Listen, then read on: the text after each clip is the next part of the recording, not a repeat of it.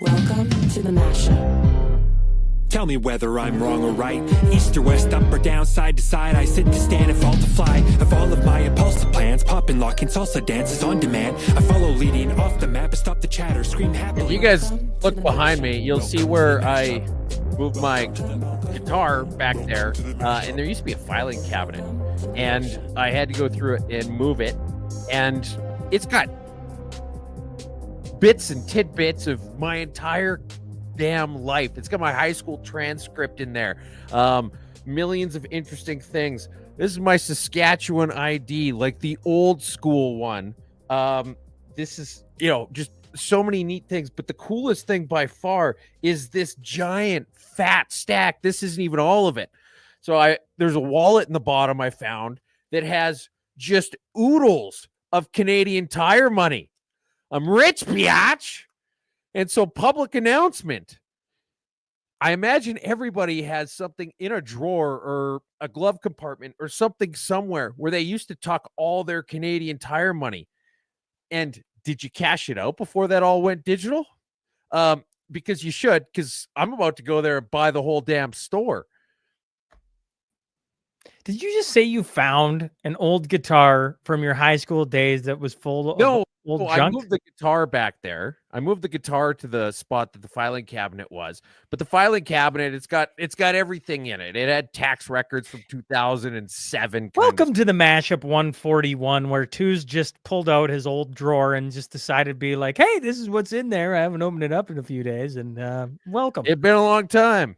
Nobody needs to see old Canadian Tire money, but there it is. There it is. Picture of my buddy Pat from high school. And he's all like, yeah, a little flashback into Two's younger life. Happy Friday, folks. Welcome to Mashup 141.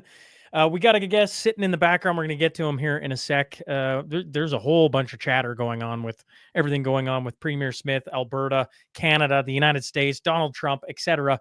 But we got some things to get in before we get there. Everybody, good morning. We got a good afternoon. Karen, where are you listening from? The future. Would love to know where you're listening from, Karen. Yes, Henry Sadler says Canadian Tire, aka Ukrainian wheel cash, is almost on par with the Canadian dollar. I mean, technically, it is on par with the Canadian dollar. Happy Airborne Friday. Jamie Sinclair, I saw him in there. He's finally figured out how to tune in to our live stream, and now I assume he's going to be here every Friday. But happy Airborne Friday to and thanks for not showing up an hour late. That's right. Happy Airborne Friday, all the military boys and Antigua. All right, there you go. Well, hello, Karen. Coots 6.5. Let's start there, or do we want to? Yeah, no. Let's do this quick, and then we'll get Shane in. Coots 6.5. Of course, we're always talking Christopher Carbert, Anthony Olin, like 6.5 years.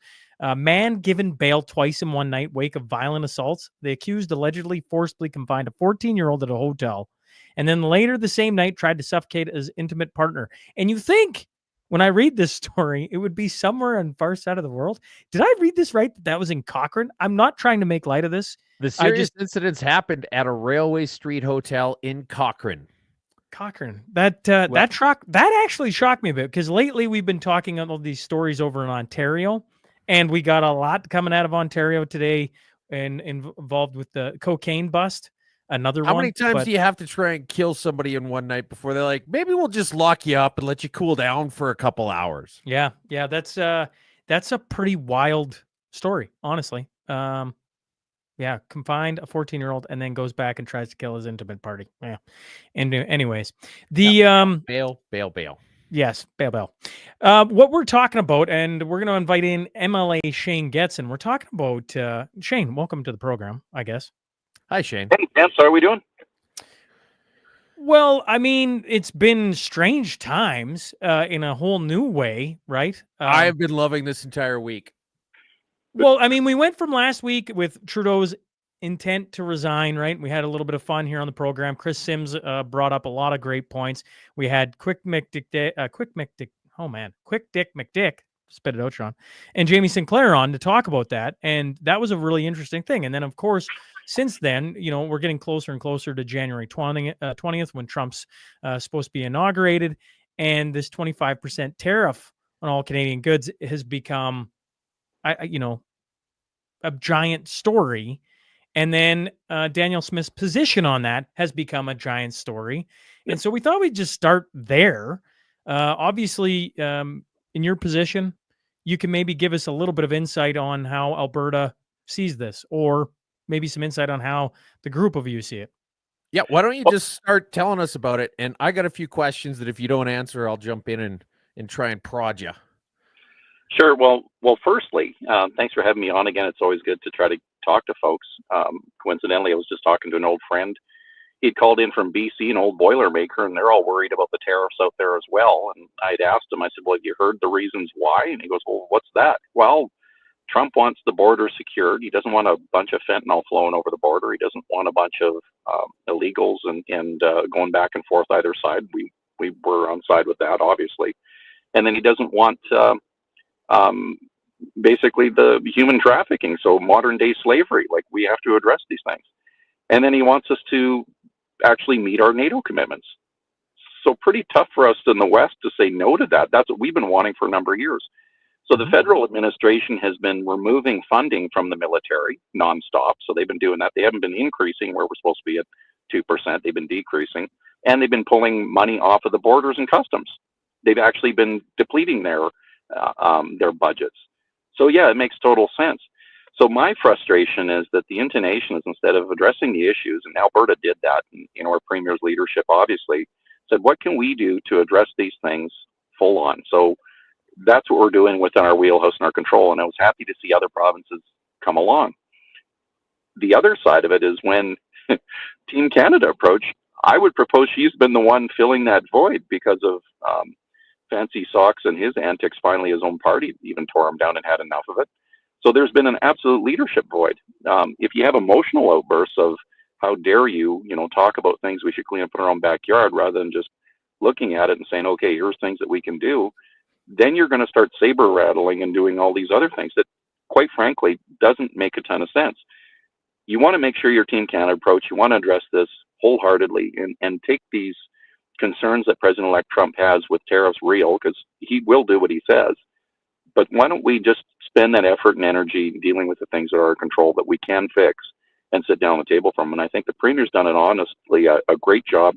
The feedback I'm hearing from down south, from just being down in Montana for 4 days, being welcomed down there to a standing ovation in the Senate, and then being asked to represent and speak at several of their committees and Senate committees. We just got to work with our trading partners and do that. So that's kind of where I'll leave it there. Coos and Sean, I'll take a bit of a break for any questions, and so I can collect my thoughts as well of where you want to go with this. Well, I don't know. For me, granted, I have the liberty of not being a politician, so I don't have to worry about being as collaborative. But I see some of the main parts of being the federal government as taking care of the border. I mean, it's kind of what defines a country. Managing that invisible line and deciding what comes in and what doesn't. And then also having a legal system that, and policing, so that you do your best to minimize the number of bad things that happen, which is kind of playing into the fentanyl thing. And so you look at it and you're like, this is your job. Like, this is the bedrock, the cornerstone. This is the first layer of tasks that you should be accomplishing as prime minister of this country. And you haven't been doing it. And it's taken someone else to pull you aside and say, you're kind of being a dick right now. I need you to smarten up. And it's getting bad enough that it's affecting my country. And so until it stops affecting my country, we are going to recompense the cost of your bad governance from your people. And everybody's looking at it and saying, like, oh, Trump's just going to bring in these tariffs. No, Trump is asking you guys to do your job, and you're not doing your job. And everybody's like, well, how are we going to respond to it? Are we going to get in a trade war? Are we going to do this? Are we going to do that? Why don't we just do the basic job that we're tasked with? And that's where it comes down to. And a lot of folks are fixated saying that, President Trump is the only one that brought this up, and that's why it's so top of point. This isn't anything new. Like, I've been involved with this transboundary group with Canada-U.S. relations for the last, 4.5, 5 years. The last 2 years, I've been the lead on the file. I have Democrat senators and representatives bringing this up when we have these meetings with them when we're down south. This isn't new. They've been bringing this up for years. President Trump is just pointing it out. We've been in the province showing and talking about the concerns of it as well. And again, we're in a position where we were already starting to bolster up our sheriff's departments, et cetera. We just accelerated the program. So that's honestly, it's well received when you have these conversations across the border, rather than getting into a trade war with our partners. Maybe our feathers are ruffled a little bit, but just sit down at the table and figure this out. Because again, 90% of our stuff is basically traded with the U.S. We're 60% of their total energy imports, on the oil side of the equation. The other thing too is 99% of their gas imports comes directly from us. Trading jurisdictions, you take the top 3 other countries in the world that trade with the U.S., stack them all up, we still outpace them on that. When I gave some stats to Montana of how integrated our systems are, they had the same concerns with orders. Cow-calf operations, calves drops on the ground in Montana. Alberta goes down in Saskatchewan in the feeders. They go and buy them, bring them up north, feed them out, because the grain and everything's here in the hay. And then we sell them back on the hoof, go across the border, and 40 to 50% of their volumes down there are being processed from Alberta beef. Like, it is 100% integrated when you look at things moving back and forth. The energy side of it, and Premier said it very succinctly, and God bless her, she's to the point, and she's definitely doing the right thing for the country here. But the fact that we had so many headwinds for so long of trying to get our product off our own shores to other customers that want this, to mitigate the differential, to bring that down of where we're at trading globally. Everybody went out of their way to kind of 2-block us in and do that. And now they want to use Alberta as the big stick that they have in this saber rattling they're doing. Like, it's bonkers. Like, they don't realize when Energy East got shut down, we were actually trying to keep the product within our own country and move it down to East. So instead, what happens is we have all this material heads down to Port Superior, Wisconsin, goes back in line 5 reversal, goes back into Ontario and Quebec. So if all of them in their wisdom in that federal Liberal cabinet literally want to choke supply to the States, they're actually cutting off supply there. And then what's their solution for that? Right, buy it from other jurisdictions. So all of the, very environmentally sound groups, and that have massive humanitarian records overseas and all the stuff they do. So this is just goofy of what they're doing. And as far as the Team Canada approach, yeah, we're Team Canada, and we're the grown-ups in the room, and we're going to continue to have that conversation. So both Stephen Harper came out, and I said it very eloquently as well.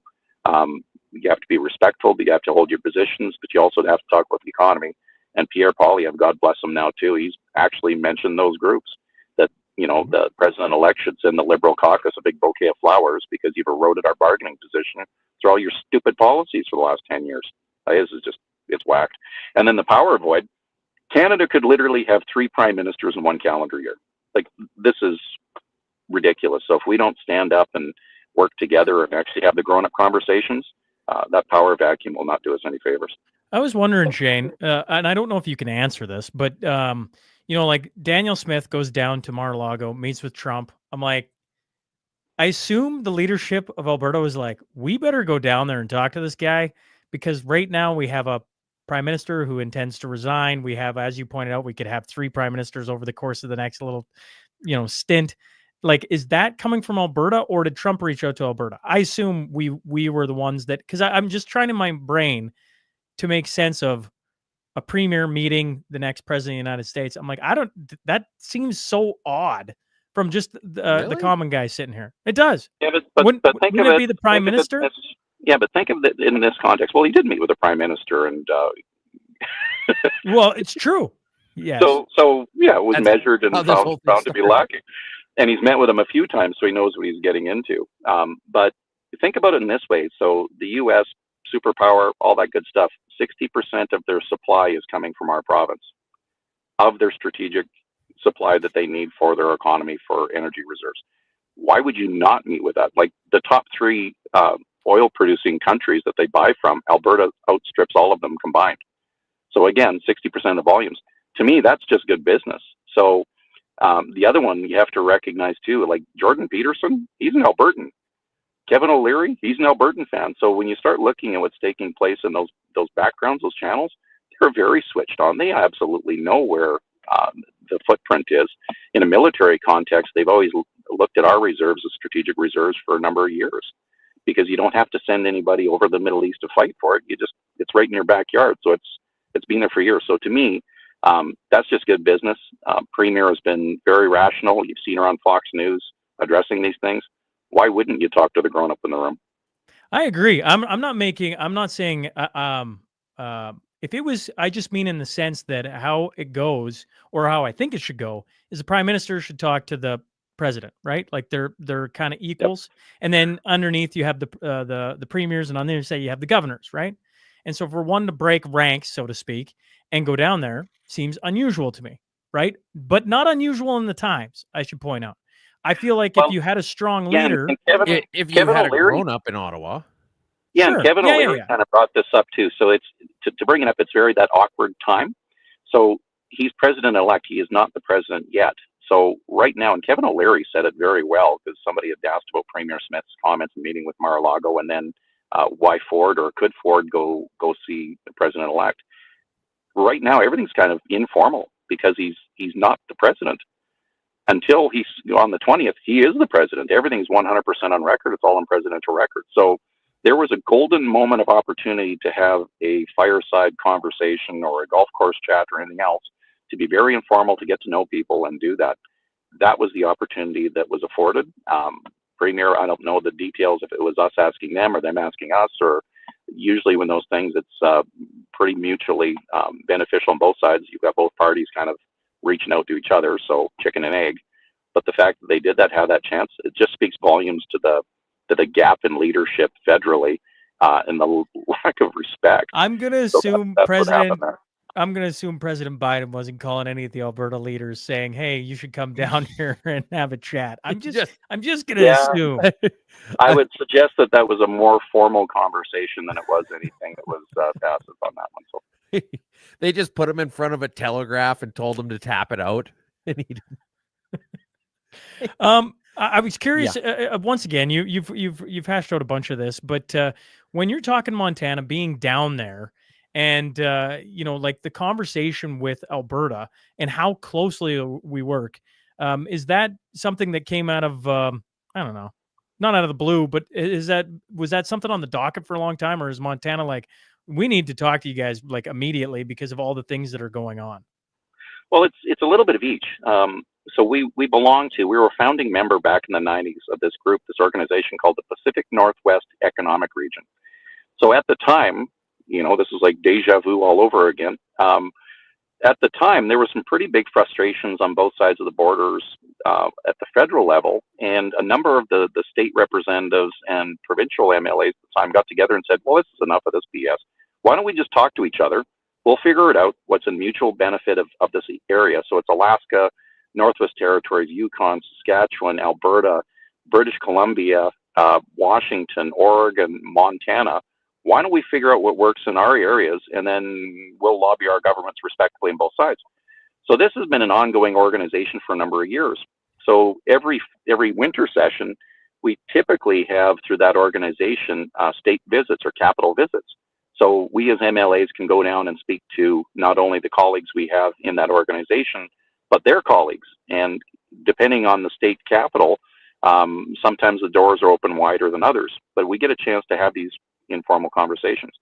All of this happened to coalesce at this time and just proved its value, because literally, the schedule is a little bit loose. All of a sudden we're in there, we're being invited. The Alberta delegations in town, come speak at our committee. We want to talk to you. Let's go for coffee.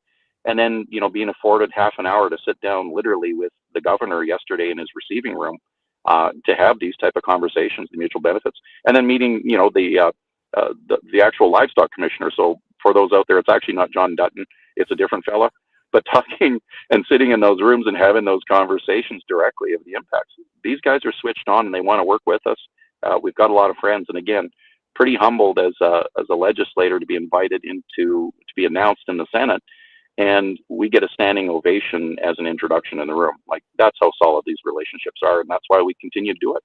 If I go back to our earliest conversation, Shane, we were talking about energy corridors a long time ago, and you recall I'll always go, well, when's it going to happen? Is it going to happen? Or is this like one of those political things where we talk about it for 20 years and we're still talking about it?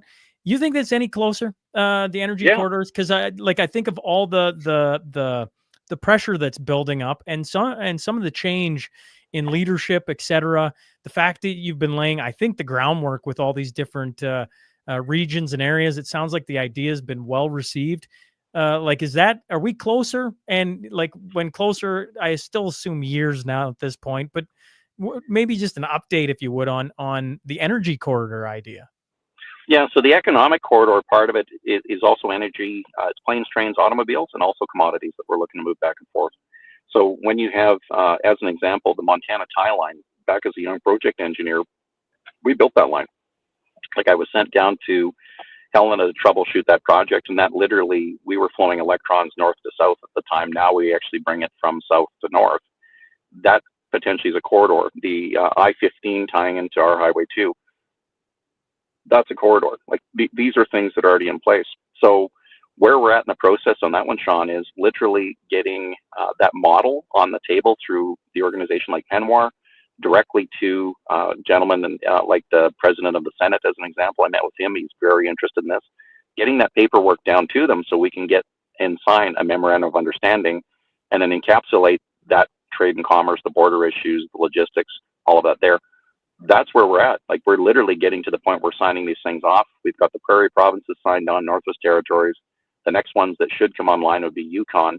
And then I'll have, like I'd mentioned, my colleagues in Montana, it'll be a foot race between you guys and Alaska, who signs on first as one of the states. So this is advancing, and it's how we believe that we can meet both needs in both jurisdictions, and then obviously across the U.S.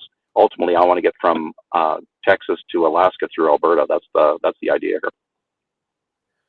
All right. Well, I mean, that's the idea of a trade war might hamper that a little bit, but then circling back to things, I can't really see this. I don't know. I have my thoughts on how it's going to go, but I'm definitely an outsider.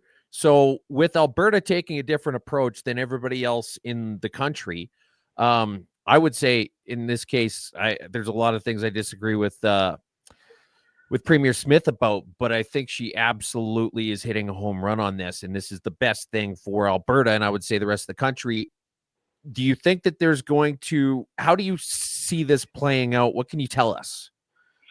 Yeah, on my side, again, there's a lot of things taking place in different conversations. So the last thing I would propose is that I've got the crystal ball and I'm part of all these conversations. That's not the case. But what I can see here, and you heard Scott Moe kind of say the same thing. Yeah, don't start threatening energy. I'll sign on to this deal. Yeah, we're Team Canada, but yeah, careful on the energy. Like, don't swing a stick that you don't necessarily have. I think what'll happen, I believe, is that we'll see some inroads on a number of files. I believe that you'll see, hopefully, our side, our other premiers and the federal powers that be, cool the rhetoric. They might want to take a strong approach. They've done this before on specific commodities, whether it was on dairy or whether it was on aluminum steel, when it was intonated before, and that kind of worked. So talk about specifics, see what we can do in the relationship. And I hope, God willing and the creek don't rise, I hope we can actually get to the root issue. Before we talk about tariffs, get back to what the ask was. Get your money spending in NATO where you're supposed to, fix the blessed border issues, and throw the capital where you should. One day of a 25% trade war would far surpass and outstrip the allocation of budgets that could make all of this go away. So instead, they want to sit there and, puff out their chest for voters in their own jurisdictions rather than thinking about the country. I think that's pretty unpatriotic. The Canadians have seen enough through all this stupid carbon tax policy, through the crunch we went through COVID and trying to get the economy back on the blocks. People are very tough places right now for affordability. And you've got these people that are, in my opinion only, so friggin' aloof from what the critical impact will be on people's day-to-day lives. Park your ego for a bit, figure out and clean up your own bedroom first, and then maybe let's have that conversation. Well put. How do you think this might affect Alberta's relationship with the other provinces? Well, I think there might be a blip in the road on a couple of items, but quite frankly, our allies are still our allies, and those that weren't really with us in a number of files aren't and haven't changed much anyway. So the provincial level, we're going to keep, having the conversations where we can. But maybe this is the shot across the bow that the rest of the provinces and leaders should figure this one out. You're going to cut off my one partner, trading partner that you allowed us to do out here because you wouldn't let us build the infrastructure to you in the first place. You've eroded our position. So maybe, just maybe, you should let us build up that energy infrastructure and get it going where it's supposed to, and pull off your bans of our commodities to the markets that actually want to buy it, other than our number one trading partner. You better start growing up here, kids, and letting us actually build up the country. This can't be lost. I was just going to say, it can't be lost on everybody that they've been trying to get rid of the oil field like that. That's dirty energy, blah blah blah. And then it becomes nobody wants it. Nobody wants it. As soon as they're oil. Trying to partner with the states, well, we'll cut energy from you. It's like, did this really happen? And we're worried about what they think about Alberta. Who cares? Well, I think at this point, up until this point, they've already made it known that they're going to be a little bit disagreeable. That's probably putting it lightly to Alberta and what Alberta does. And then when it comes to bargaining with the states, they're like, "Well, Alberta, you're going to sign on, right?" It's like, well, no, I don't think so. It's basically my dad's going to come over here and beat you up. And I think that there's a lot of gall from people saying that Alberta's not being a team player in Canada a week after equalization got announced. Right. It's almost laughable what is being talked about and how they're talking about Alberta right now. But it's classic Trudeau. Oh, shoot. The axe is going to fall on top of me. Let's just divide everybody down the middle and get everybody fighting. And we'll forget about the fact that I'm the one who screwed this up in the first place. Well, and the biggest point again comes back to they're going to fight and all unify and fight that bad guy, Donald Trump, because Donald Trump's saying and doing this, and he's going to threaten us with tariffs. Okay, his style is different. There's no question. This shouldn't be a surprise. It's very bombastic. He's very straightforward. He'll throw those things out there. Maybe they should pick up The Art of the Deal and read it a few chapters. It's kind of there. This is nothing new. So again, they're going to look for, in my opinion, this is not the province's opinion or heaven forbid the premier's opinion, but my opinion is they're more fixated and concerned about how they appear in their own constituencies and, quite frankly, throwing Trudeau a blessed lifeline at this point of being the big leader of pulling it together than actually what's sitting at the table. Alberta spends more on healthcare than we do as a country in our national defense program. So it's not that we don't have the cash. And we've been sending a whackload of cash down east. We've got Suffield, Wainwright as an example, Cold Lake. All of these things are in our backyard.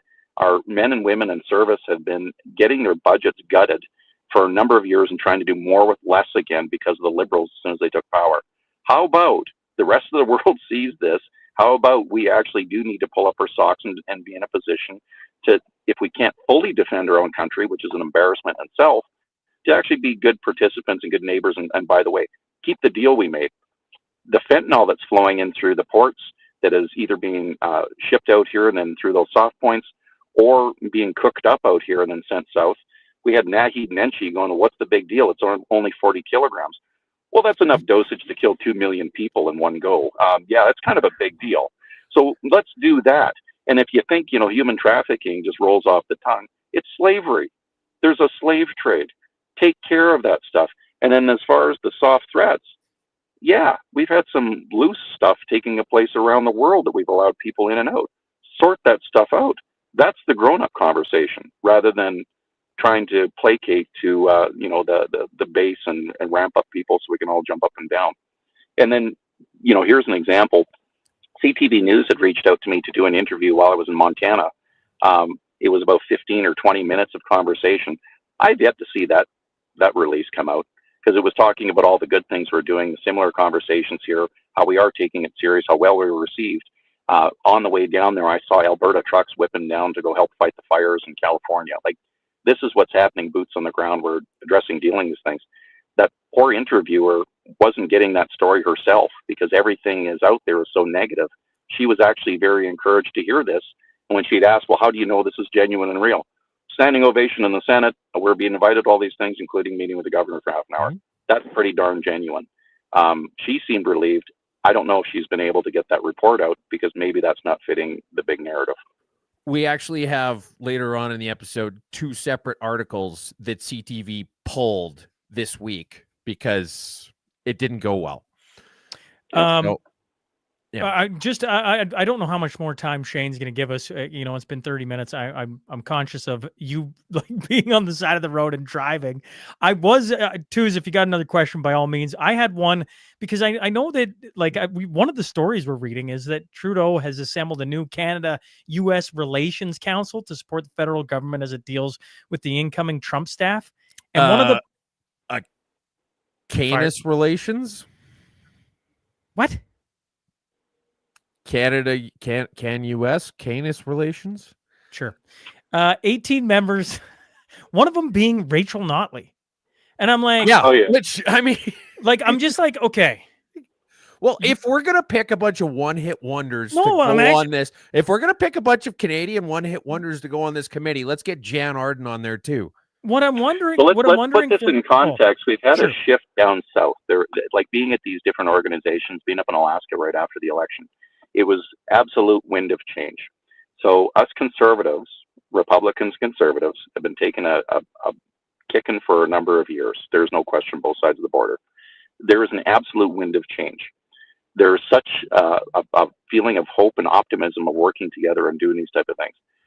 So with all of that, knowing that the change is taking place down south, the master plan is to take your most socialist people that are absolutely contradictory to the new administration coming in that's going to do the deal. Brilliant. Like, again, this is bonkers. So here's what's happening. We're actually getting invited to go to these things. It's not a ton of public knowledge, but I'll share it with you guys. I literally have been invited by one of the U.S. senators from Michigan, Senator Roger Victory, as his guest to be down in the States on the 20th for the inauguration.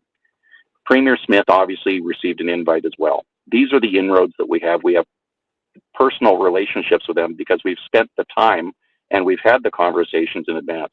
Having Rachel or any other washed up socialist leader go down there and wave the flag, this will not bode well for Canada. If you want to avoid a trade war, don't send the people the other ones can't respect or have been at odds with for a number of years. Let's start with that.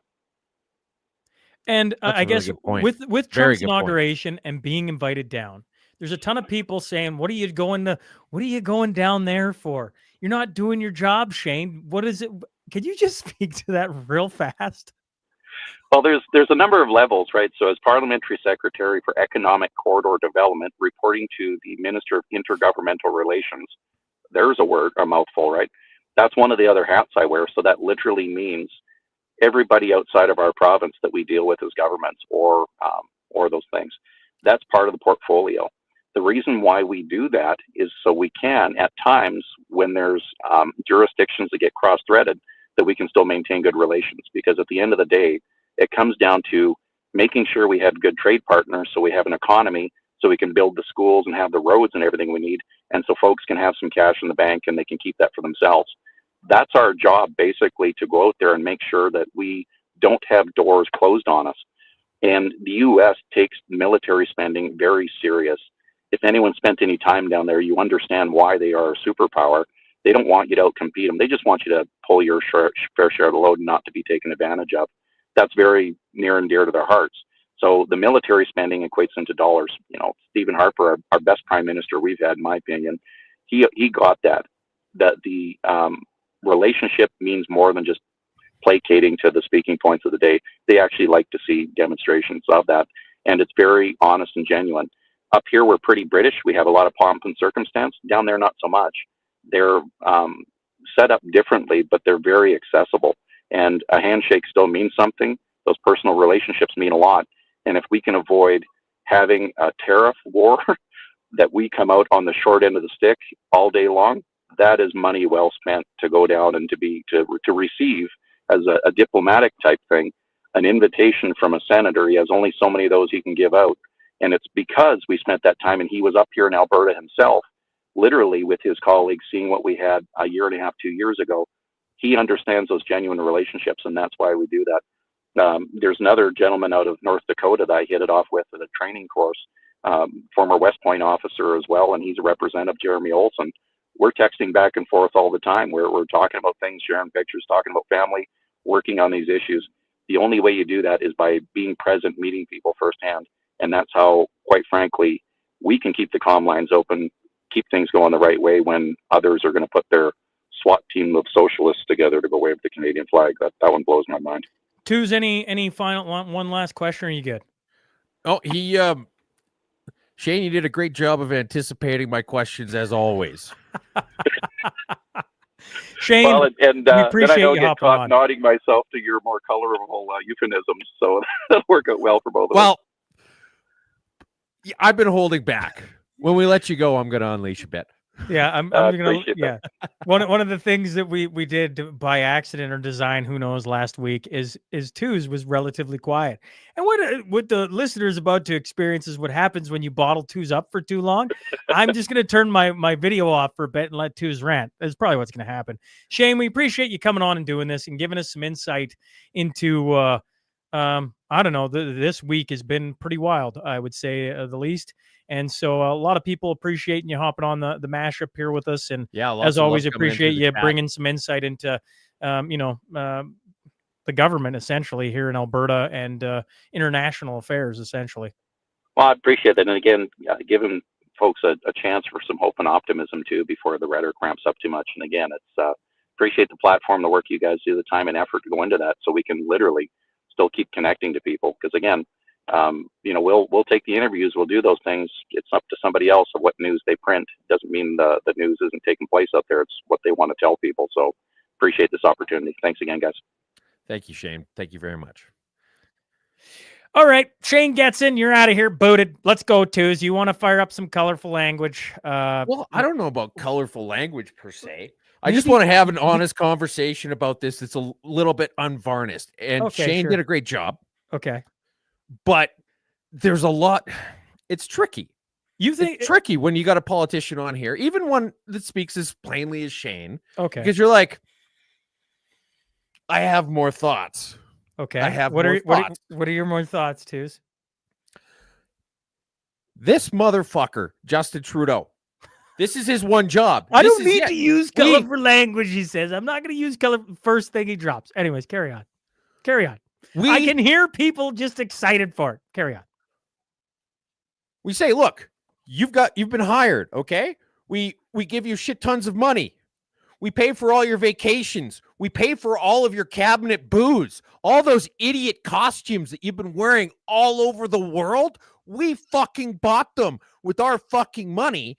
And the only thing we really needed you to do is take care of the border, just take care of the edge of things, and keep crime down. And then Trump comes in and he says, you're not really doing that. You need to step it up. And until you do, we're going to make it difficult for you.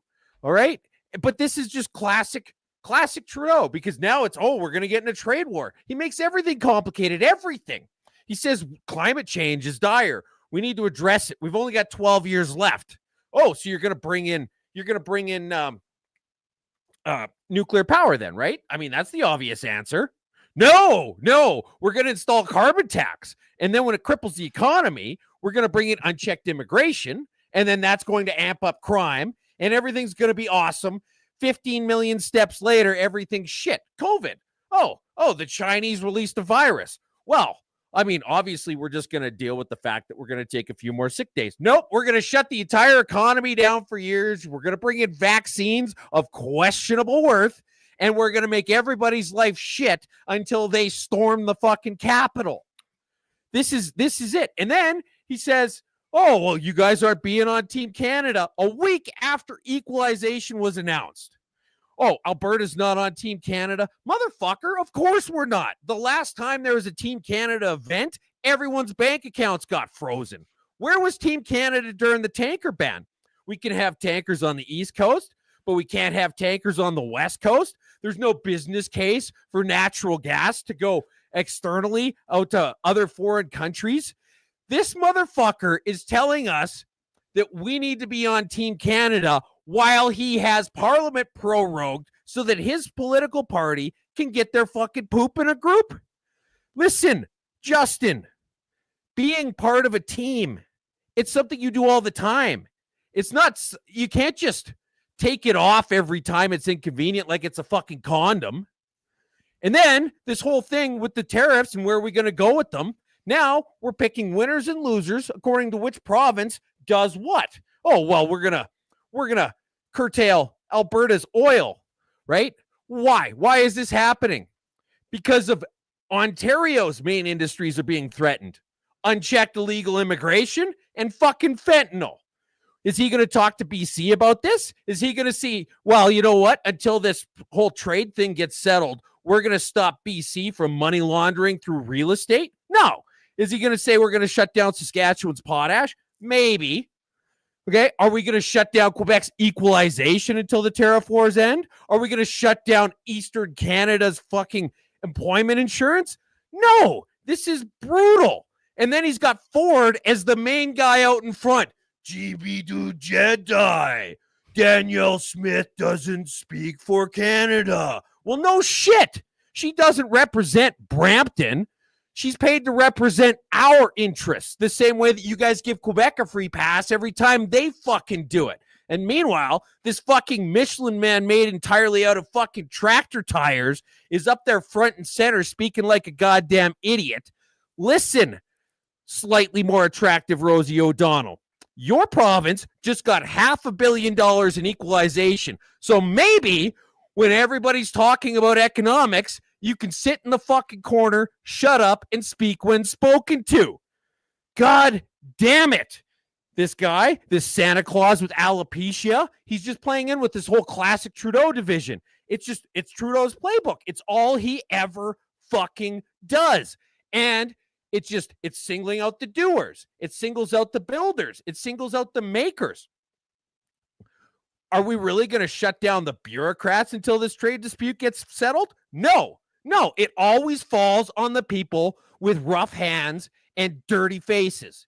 Never, ever. Okay, are we going to remember when we talked about Tom Clark and now he's got that $9 million penthouse in New York with the copper bathtub?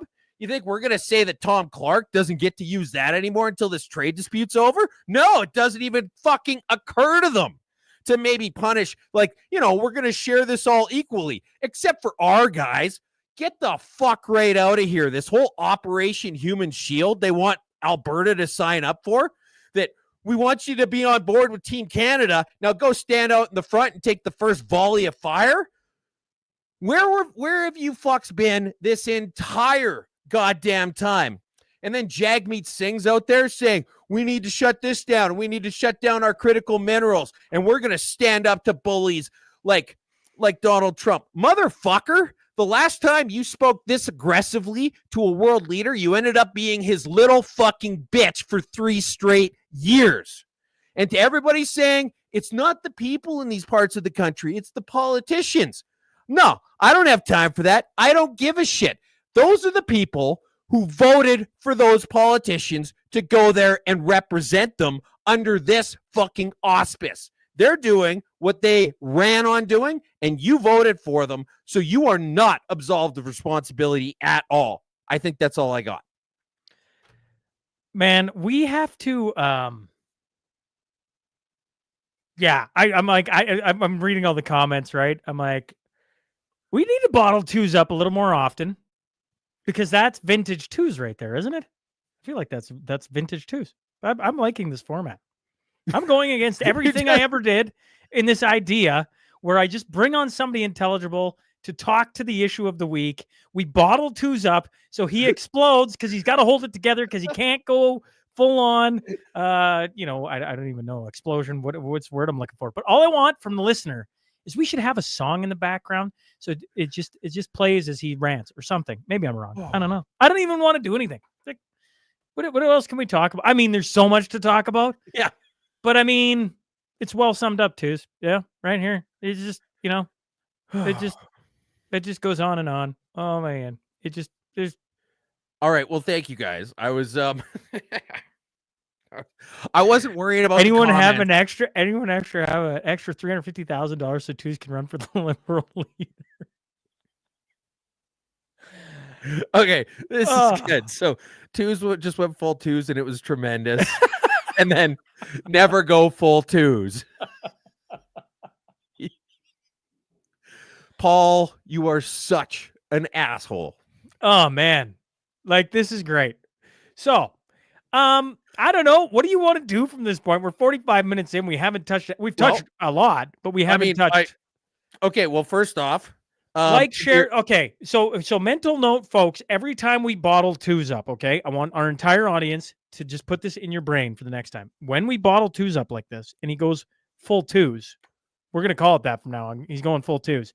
Is that we need you to share at that point in time, because that is, you want to clip it and everything else. Just share the bloody show when that's happening, and let's just get it out to as many people as possible. But going full twos, I think, should just become part of the show. Let's see twos go full twos. Now, I'm not going to encourage it because now he's going to bungle it.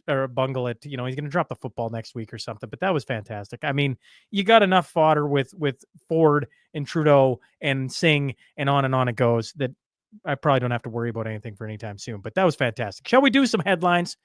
Yeah. Like, share, join the Mashup team. Leadership, liberal losership race, that is. I don't know if you've been paying attention or not. Mark Carney it's been beautiful. I mean, even before Mark Carney, you had Christy Clark fucking things up. She goes on and she lies about whether she was a member of the Conservative Party or not.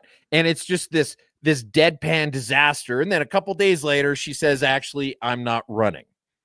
And then we get into Mark Carney. Well, I mean, the two of the things that Carney and Freeland has says, they would scrap the consumer carbon tax if elected, right? Like that's so everybody's getting nope. Don't they care about Canadians? 8 out of 10 Canadians get more out of the carbon tax than they put in. They depend on that money, and it's helping save the planet. We only have 12 years. Remember, Sean, when 2 years ago we only had 12 years, and last year we only had 12 years, and this year is like the 14th year in a row that we only have 12 years to stop climate change in its tracks. And all the economists that are coincidentally paid by the Liberals have told us that this is the best thing we can possibly do to save the planet. And they're just going to abandon that when it gets difficult. This is so goddamn important that they're just going to drop it because it's not politically expedient. What a bunch of racist bigots. And then you have Mark Carney using the same logo as Met Credit. Which, by the way, is like Met Credit is a collection agency, which is a little bit on the nose. And Kean Bexty here, you've got it up. This is hilarious. This is one of the funniest things he's ever said. Hey, George Chahal, did you design Mark Carney's logo? I only ask because it was stolen.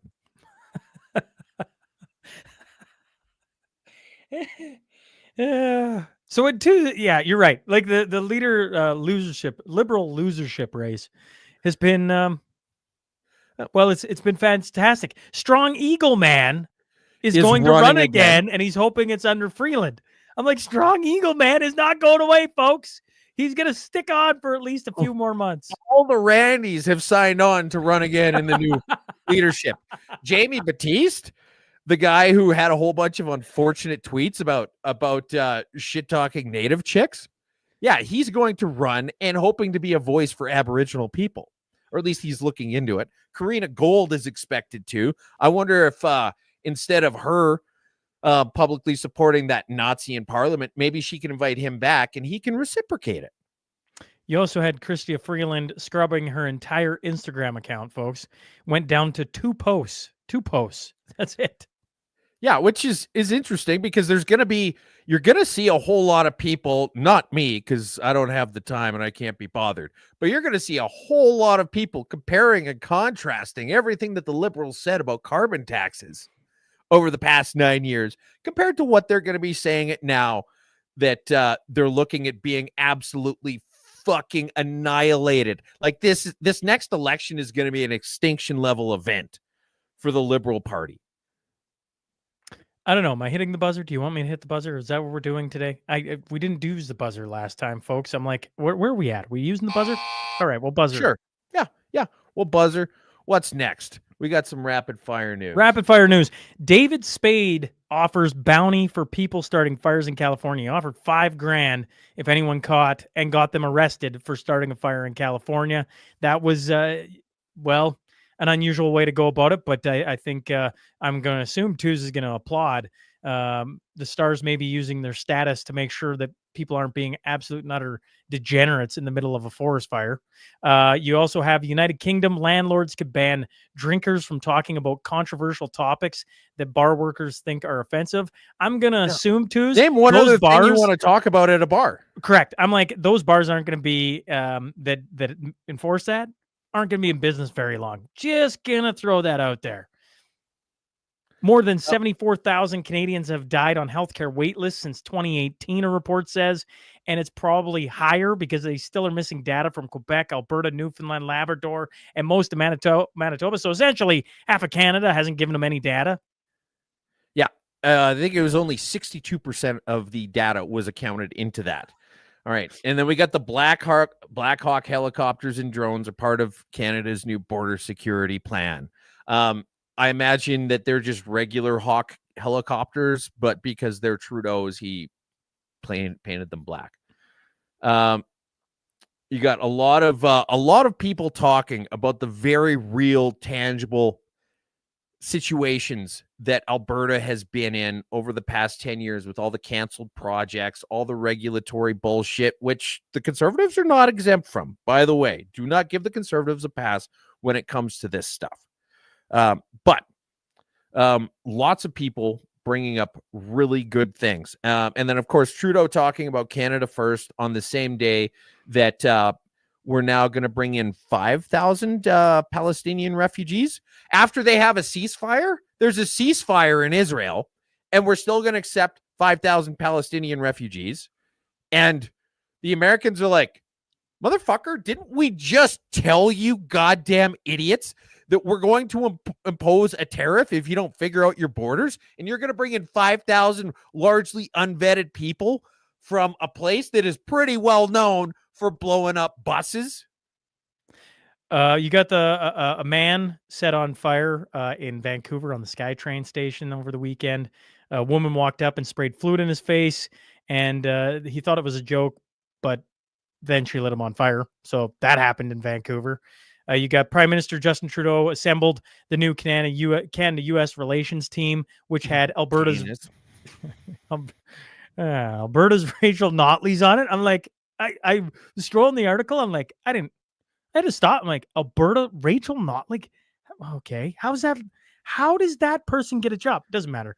And Quebec's Jean Charest is on that list as well. It's like they took the worst set of people who could not find their way out of any negotiation, stuck them in a group and said, hey, go deal with our biggest ally in the United States. And oh wait, Donald Trump's going to be the one that's at the helm of that. All right. Like, this should go well. Limited defense here. All right. I mean, I'm sure there's a lot of people saying, hey, when it comes to this stuff, Jean Charest doesn't have a leg to stand on for obvious reasons. But I will say that guy has been a lobbyist for TC Energy, TransCanada, in Ottawa for like a decade or two or something like that. This guy, this has been his job since he exited formal politics. Two of the 18 people, Mm-hmm. Rachel Notley and Rachel Notley's former chief of staff. That's two of the 18. When we talk about the United States, couldn't find anyone better than Joe Biden to run for the Democratic Party back in the day when we were having this argument, or Kamala Harris for that matter. We got 18 people we're going to send down in the United States to negotiate and like work on relations. Yep. And we're sending Notley, her former chief of staff, and Jean Charest. All right. So you're looking at this from a logical sense. You're looking at it and you're assuming that they want to send the best people possible to achieve the most quality outcome for Canadians. Well, that's what I would do. That's what you would do. Correct. And that's where this whole thing falls apart in your mind, is because you're looking at it like, well, if we wanted things to go well for Canada, we wouldn't send these people. And you're right. And they're thinking the same way too. Forget Donald Trump. Canada's own trade barriers amount to nearly 25% tariffs. All told, non-geographic internal trade barriers in Canada add up to a tariff equivalent to 21%, estimates show. Yep. Now, have you ever noticed like that when you pick up booze, they always really want to give you the receipt, give you the receipt, give you the Yes. receipt. And when you get pulled over, you've got to be able to produce that receipt. Even if the box of beer is unopened, right? And you can get a ticket for not having the receipt. Why? Because you need to be able to prove what province you bought that beer in. I Because literally you're not live allowed right to on the border, twos. You're not allowed to transport it across provincial borders. Now, that does not fucking stop me from stocking up on Bo every time I go back home. But you got to hide it. A physician setting up a new practice in Brockton, Ontario, said he'd take the first 500 patients who showed up. The line of people waiting years for a family doctor wrapped around the block. It looked like a freaking concert to try and get a doctor in Canada. Look at this. For people listening, this line is wrapped around the block. And these people have been waiting their hours because he just said, listen, the first 500 people to show up, you can be one of my patients. This is the state of Canadian healthcare right here. Well, I mean, there's that, but we got more about Canadian healthcare. Actually, we could probably jump ahead to that. Sure. Where is it? The Canadian family seeks asylum in the U.S. after Trudeau regime threatens to euthanize their disabled son. In October 2024, 2-year-old Arthur Tetrell from Montreal, Canada, nearly drowned and was rushed to hospitals. Doctors at Montreal's Children's Hospital informed his parents, Nicholas and his wife, that Arthur had suffered brain damage. They threatened to remove him from life support and harvest his organs as he was drained on the state and considered too useless to be kept alive. Okay, Since then, they went to the United States and are starting to see inroads in his health coming back. And he's starting to make a recovery. Now, let's just pause for a second. He's got brain damage. He's a drain on the state, and he's too useless to be kept alive. If that is the criteria, you're coming to some politicians. I know you are. If that is the criteria for when we want to kill people and harvest their organs, after Trudeau retires, explain to me why this conversation should not be had with him. I knew you were coming to a politician. Maxime Bernier. Maybe I'm getting predictable. In 2021. No, I think a lot of Canadians are thinking the same thing. It's a sad story on Canadians' healthcare, by the way. I don't mean to laugh at the fact that that's what's happening in Canada. People are fleeing it. They were going to kill him and harvest his organs. And he's like, or I can go to a place with some decent fucking healthcare. In 2021, so Maxime Bernier is fighting to get on the national debate. So in 2021, parties needed to meet one of the 3 criteria to qualify: have at least one MP, have had at least 4% of the total vote count in the previous election, or have at least 4% on average in polls at the beginning of the campaign. The PPC did not meet 1 and 2, and its leader was disqualified on 3 by using dubious polling results. This is his tweet. That is, we've talked about this for years, in which the PPC barely registered. This is Maxime Bernier laying out, which gave the party an average of only 3.27%, only through its support was clearly much higher at the end, scoring 4.9 on election day. Yesterday, not being in the debate. Yesterday, the commission announced a key change, dropping the criterion and requiring that parties must now meet not 1, but 2 of the following, 2 of these 3 criteria. 1, have at least 1 MP, have at least 4% on average in the polls at the beginning of the campaign, run candidates in at least 90% of ridings. They got to make 2 of those 3. So the only way that this makes sense, you look at it and you say, and look, all right, I get the fact that PPC people don't like CPC and that CPC people don't like PPC. I don't like either one of you. All right. I don't like the CPC because they have been a left-wing party for as long back as I can remember, pretending to be conservative. Can anybody remember a guy named Aaron O'Toole, for example, running on a carbon tax less than 4 years ago? I don't like the PPC because despite the fact that they have a lot of good policies, Maxime Bernier is a lot more interested in being the face of it and a martyr than he is in just buckling down and winning. All right? So everybody can be mad at me all at once. What he's saying here is on point. And Why the hell are these laws changing? Why are these rules changing? Well, presumably it's because they don't want a further right perspective to be legitimized in Canada. And it's bullshit. So I guess I look at this and I go, okay, one, there's 840,000 people roughly in Canada that think Bernier should be on the debate. So here is your, like, listen, I look at this and I go, this isn't like that high of a watermark to jump to be on the national debate. You have to have one sitting MP. Okay. You can argue for and against that, but okay, you don't have that. Well, you need to at least have 4% on average in the polls at the beginning. Okay. So you got 840,000 people. That is no small number. Make it happen. And you're going to say dubious polling. I get it. Run a candidate at least 90% of the ridings. You can, like, this is ridiculously doable. Is it not, Tooth? It is. So as much as I'm going to point out, this is exactly what I just said about Maxime Bernier, though. No, and the number 4 I would say in there, because the one that really annoys me is number 4 should be, and you want to be prime minister. Because if you don't want to be prime minister, what the hell are you doing on the debate stage? Anyways, doesn't matter. I look at this and I go, this system has been doing this for forever. They don't want Maxime Bernier on the stage. They don't. And why don't they? Because he's probably going to say some things that are uncomfortable. And I would say the conservatives don't want on there because he's probably going to steal some of the conservatives. So this system isn't new. This isn't new. This is literally the way this game has been played for forever. So I just have zero time. Sorry, PPC folks. I just almost have zero time for this. There's 840,000 of you. Get organized and get him on the debate.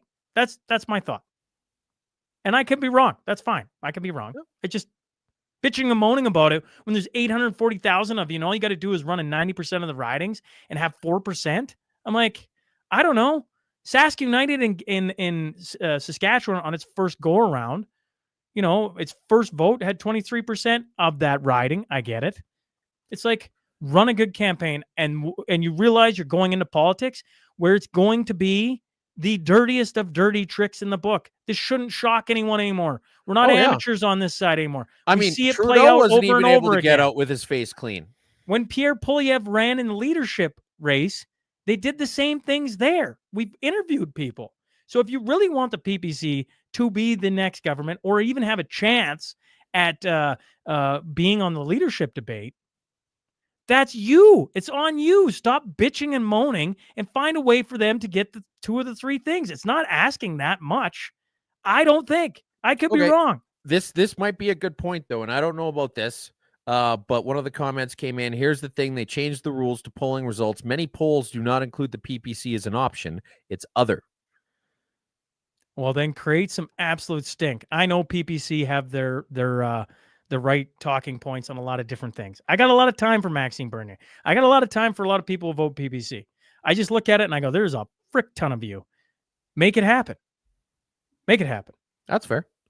Finally, Canadian trucker. This is a wild story. I remember Gordon McGill talking to me about this too. So Canadian trucker, about the trucking industry. Canadian trucker nabbed in a 32 million cocaine bust in Arizona. Okay, that's bad enough.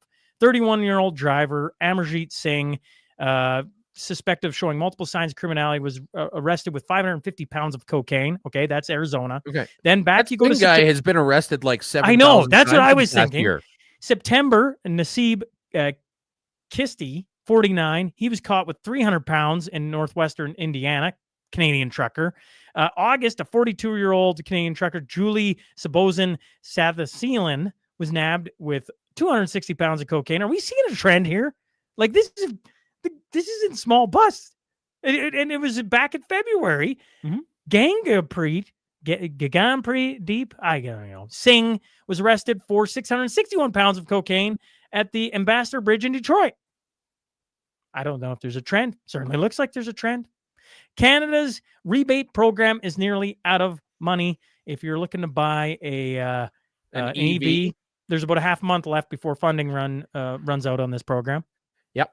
So the government of Canada was further subsidizing the EV industry by offering a $5,000 rebate if you bought one. And given how fucking broke this country is, somebody finally realized we can't goddamn afford to do this anymore. So it's stopping.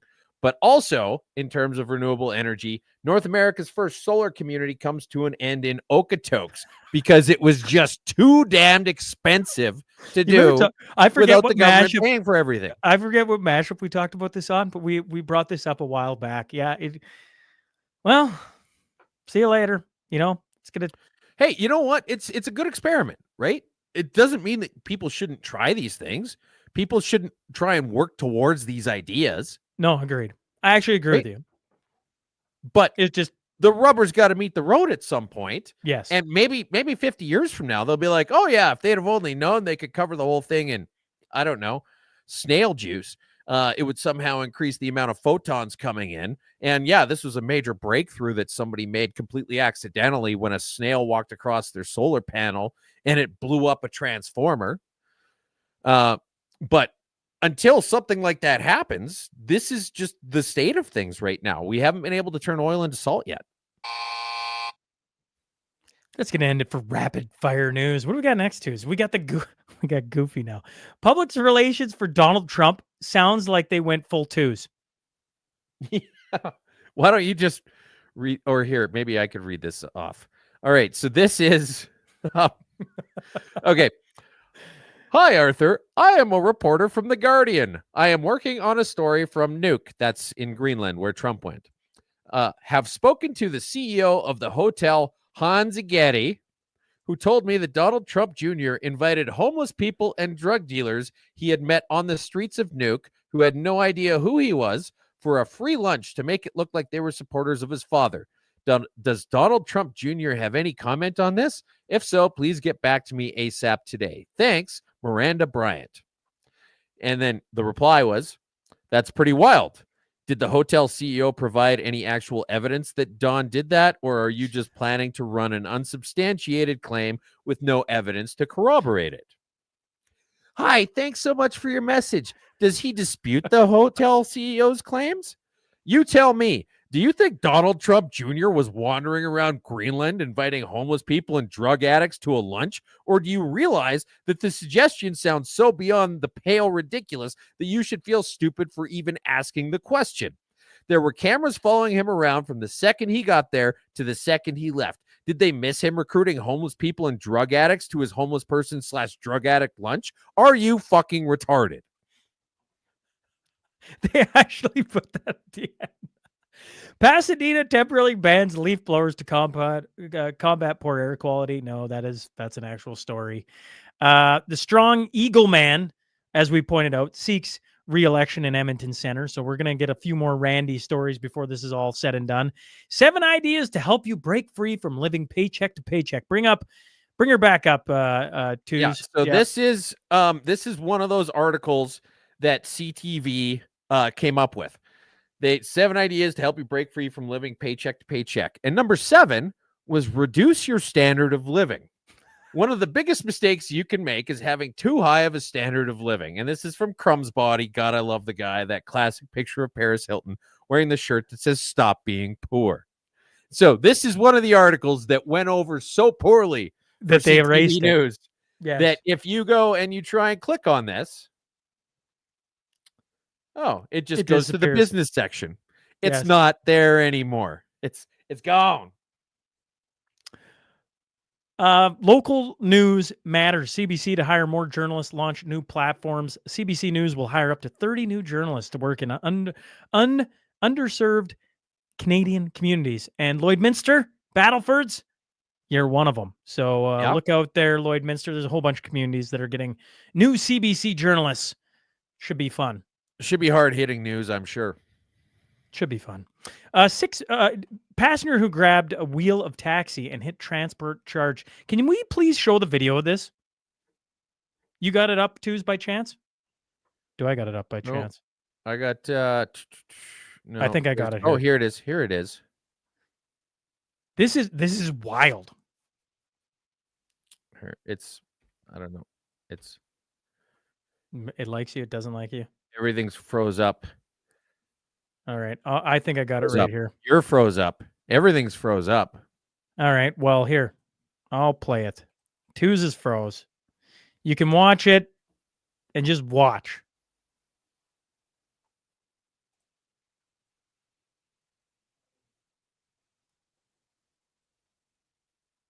Dude grabs the wheel, hits into the side of a semi truck, and then does it again.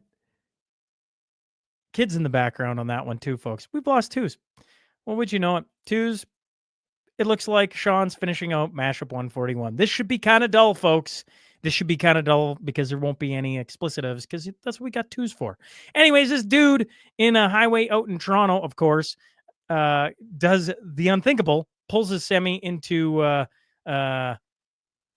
oncoming traffic. Twos, I don't know what's going on here. Is this me? Can everybody hear me? Oh, my goodness. Can people see me? Am I all messed up? Twos is all messed up. I'm back. Why is this all screwed up? I have no idea. Can people hear us? Okay. All right. Okay, everybody people are can saying hear they and can see. hear and I don't know what Okay. the heck just happened. Thank you, everybody. I'm sure if you're listening to this after it's released, you'll be like, "What's going on?" Everything on my end, like all my screens went black. We were having way too much fun, and CSIS decided to cease and desist the old Mashup 141. He went full twos. We need to shut this down. Chicago Animal Control was called to a Chicago Aldi store. That's a grocery store, and it removed a freaking coyote from the aisle. My goodness, a coyote went into a grocery store. I mean, at least it knows where his bread gets buttered, I suppose. Do you want to show that video? Maybe I got that. Can I? Nope. I think I've learned my lesson, Sean. We're gonna hold off on showing videos here for the next little bit. And the last one from CTV News again. California man says 2 of his cats died after drinking raw milk, recalled for bird flu. And then I was never able to actually read this story because the dairy cartel had it pulled. It's the same thing we just talked about with that other CTV article. You try and click on it, it just goes to one of their main pages because the dairy cartel was like, we can't have people talking about milk in a bad way. Sean, did you freeze up? No, I'm still trying to find the video of the coyote. People got to see the coyote. The coyote video. Well, there's a coyote in the grocery store. No, it's freaking wild. Okay, how about this? But it doesn't matter. I can't find it anyways. Oh, whatever. Here. People will be fine. You know, can't see the video of the coyote. I got it, and I got it off of X instead of some embedded thing, so it should be fine now. Here you go. Here's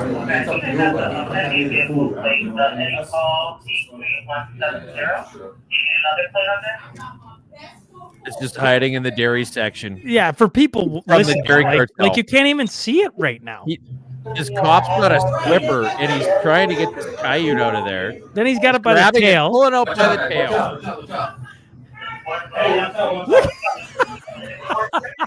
And then it hops back in. Oh man. Like, and it just jumps right back in. It's just like this damn dog. Like, yeah, you're not supposed to be in there. Oh, I'll go in there again, motherfucker. And then finally, do we want to do some happy news? Let's do some happy news. Yeah, we got some happy news. Happy news. A mother dog stuns vets in Turkey by carrying her unconscious hypothermic puppy to their clinic. Drops it off on the front step, and the vet's like, holy crap. Pulls it in, warm it up, get it back living. Everything's hunky-dory. That's, well, we always got times for heist stories on the Mashup, and certainly when animals do super cool things. And the happy news this week is a mom saving her pup from certain death and dropping it off on the vet's doorstep of all things, which is pretty unbelievable. Right. Okay. And then we got community notes.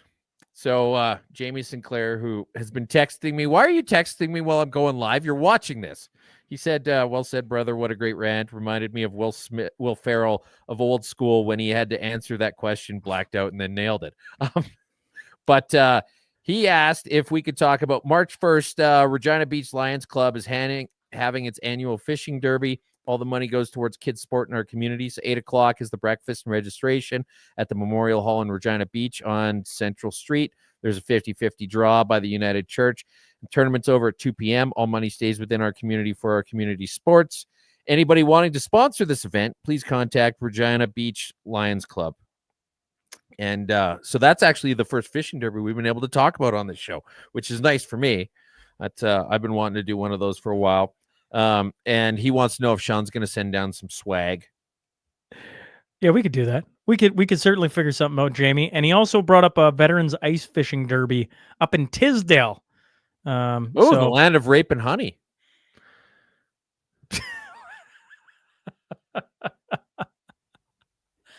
I know. Do you not know about that? Yeah, anyways, it doesn't matter.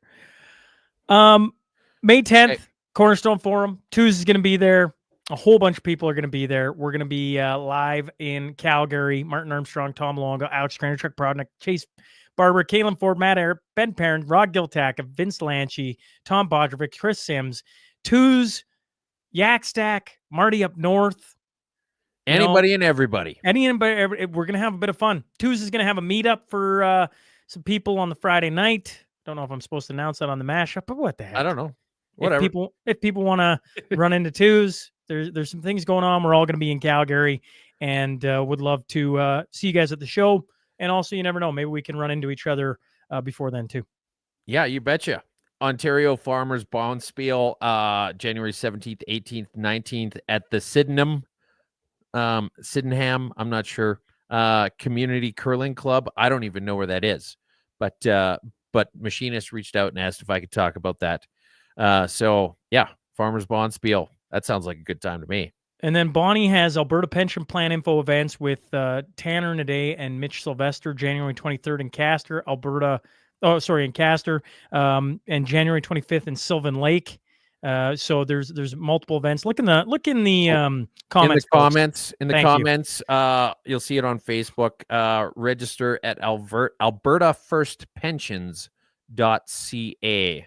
And then you pointed out Canadians for Truth is also hosting John Carpe this Saturday, covering the government prorogue. So that should be interesting as well. Yeah. I don't know. I think that's about it. That was a lot of fun.